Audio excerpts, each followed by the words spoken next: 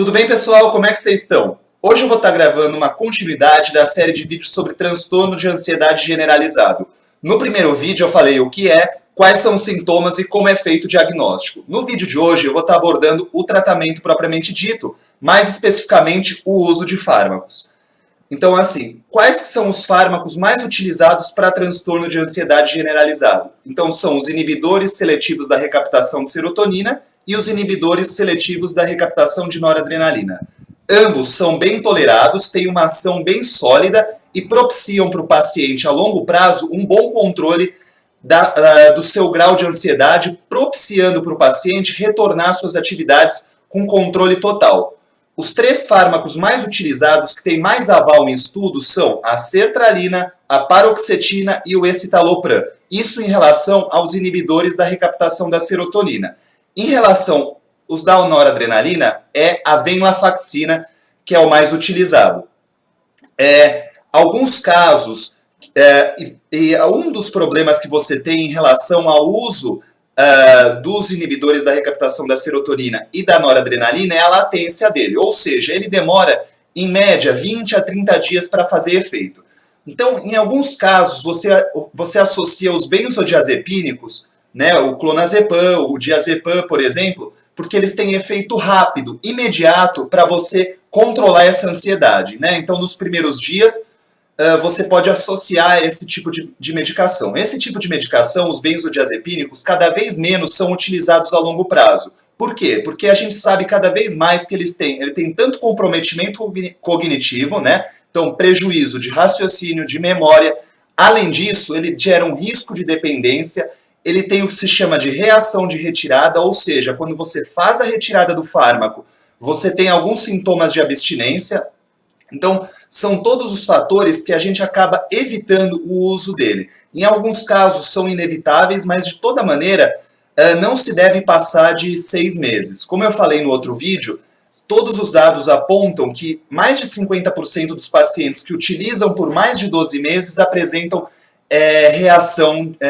apresentam síndrome de abstinência em relação ao uso de benzodiazepínico. Então, cada vez mais é utilizado pontualmente o uso de benzodiazepínico.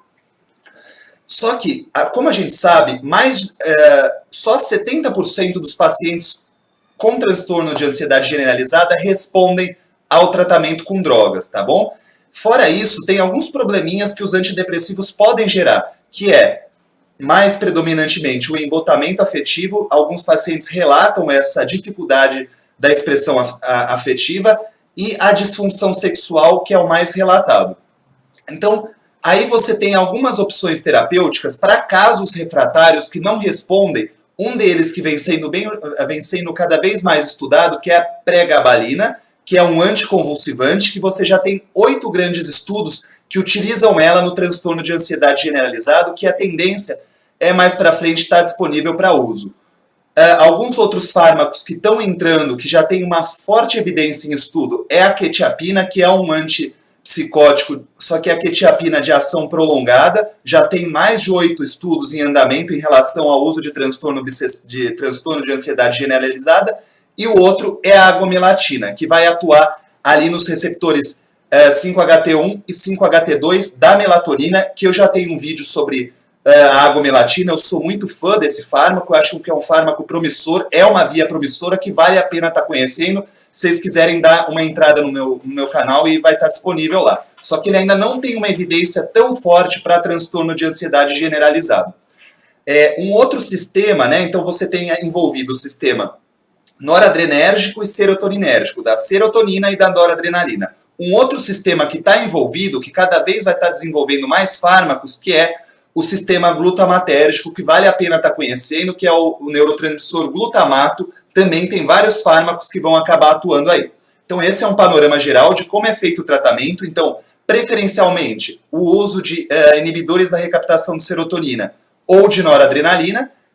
Você pode associar, em alguns casos, mas por tempo curto, devido às suas reações, o uso de benzodiazepínicos e essas outras opções terapêuticas que cada vez vão ganhando mais força, que é a pregabalina, alguns estudos fortes com quetiapina, e você tem algumas outras opções, que, por exemplo, a agomelatina e alguns que atuam no sistema glutamatérgico. Tudo bem, pessoal? esse é o panorama geral, é só para ter uma ideia, né, para situar vocês em relação ao tratamento com transtorno de ansiedade generalizado. Valeu, pessoal, obrigado pelo espaço e acompanhem o canal.